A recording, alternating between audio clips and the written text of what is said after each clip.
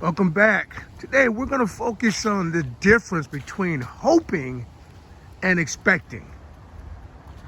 And I hope you enjoy a little bit of our discussion. Hey, welcome. This is Earl McCray, Real Relief Consulting. We are in the practice of making lives better. We work with overworked, overwhelmed, overweight, busy professionals to quickly double their income, enhance their self-esteem.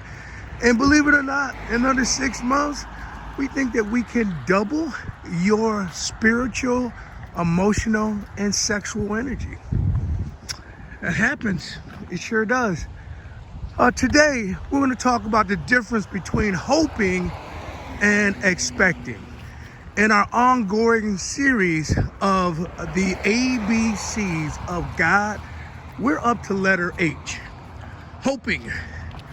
Now, friends, there's nothing wrong with hoping, I guess. However, we got to understand the context of the word. For instance, if I tell you after I get your invitation to your birthday party that I'm hoping to be there, all right, and I tell somebody else who has a birthday party on the same night, I'm expecting to be there. Can you sense the energy of the second one is a little bit more higher than the energy of the what am I saying? I'm saying when you hope to do something, there's a desire and there's a will, but there's a level of uncertainty. But when I expect to do something, my expectation rooted in my emotion means that, hey, unless something that, creates a life impairing situation, it's gonna get done. I expect to be a millionaire. I expect to generate generational wealth so that my kids have some experiences that I can't even imagine. I expect that. I don't hope. And in the hoping, there's that level of uncertainty. How do I say it? I'm going to try to say it in this way. I did a post a couple weeks back talking about the difference between tool set and mindset. And in its essence, tool set is knowing the path, but mindset is following the path. Knowing the path is beautiful if you just want to be a reservoir of knowledge. But if you don't apply the knowledge, it's never going to give you the residual benefits. Well, that's the same thing with the hope piece. It's great to be hopeful, but you got to live in expectation. I do a ton of audiobooks because I've never been a really good reader. Oh, that's great. This house just sold. Beautiful house. Maybe I'll Airbnb it. We'll see. I'll reach out to the owner. I digress. Audiobooks. Never been a particularly strong reader, but I love acquiring information.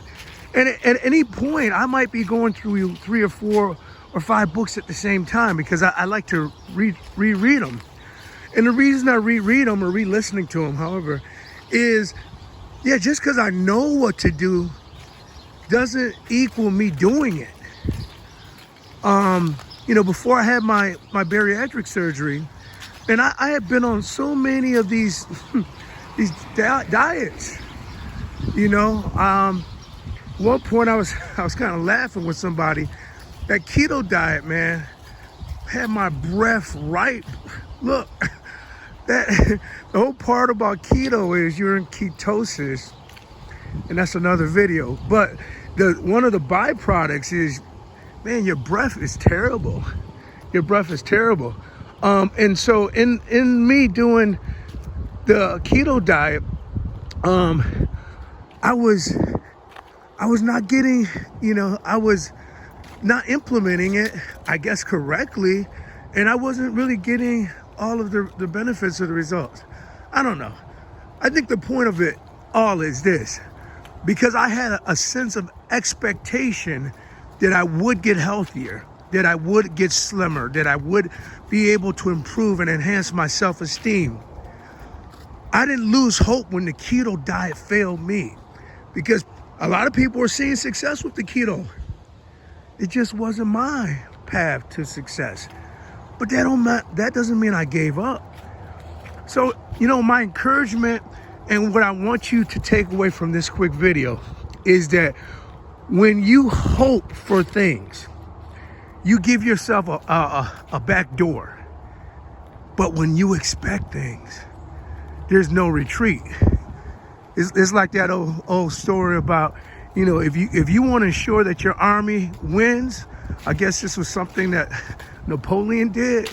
He wanted to make sure his army knew we ain't going back home if we don't get the victory. He burned the ships. There's no retreat. There's no, so expectation is the key, my friends.